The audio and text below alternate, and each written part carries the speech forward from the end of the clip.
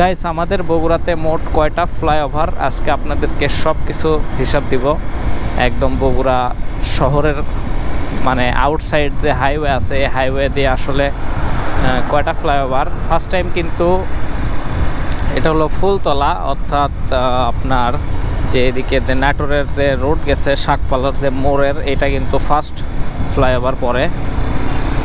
And প্রত্যেকটি flyover খুব সুন্দর করে কাজ করা হয়েছে, বাট আরও কিছু কাজ বাকি আছে, সেগুলা এখনো হয়নি।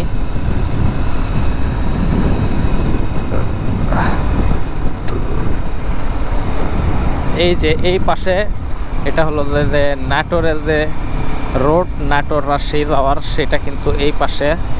অ্যান্ড এখন একটা পার হলাম অলরেডি, ধরেন যে এরপরে এখন মানে এটা পার হওয়ার পরই আরও একটা ফ্লাইওভার, ওইটা হলো মেডিকেলের জন্য তৈরি করা হয়েছে। মেডিকেলের নিচ দিয়ে একটা রাস্তা করা হয়েছে, যেটা একদম চলে গেছে ঠনঠনিয়ার কাছাকাছি। ও রে বাপ রে বাপ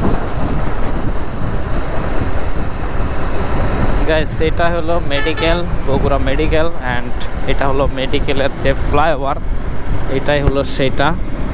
আমি গিজারটা নেমে দিলাম যাতে ভয়েসটা একদম ক্লিয়ার শোনা যায়। এর পরবর্তীতে পড়বে 3 মাথা রেলগেটের, অর্থাৎ বগুড়ার সব থেকে বড় যে ফ্লাইওভারটা সেইটা।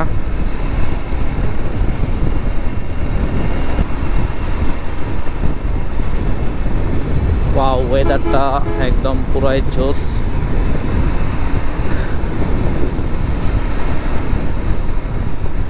যে কোনো সময় আকাশে বৃষ্টি হতে পারে।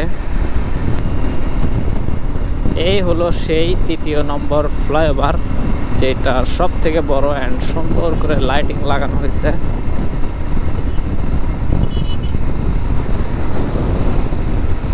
ওয়াও, আজকের ওয়েদারটা কিন্তু গাইস মানে কঠিন ওয়েদার। আকাশে মেঘ, এর মধ্যে ঝিরিঝিরি যদি বৃষ্টি আসে আরও বেস্ট লাগবে।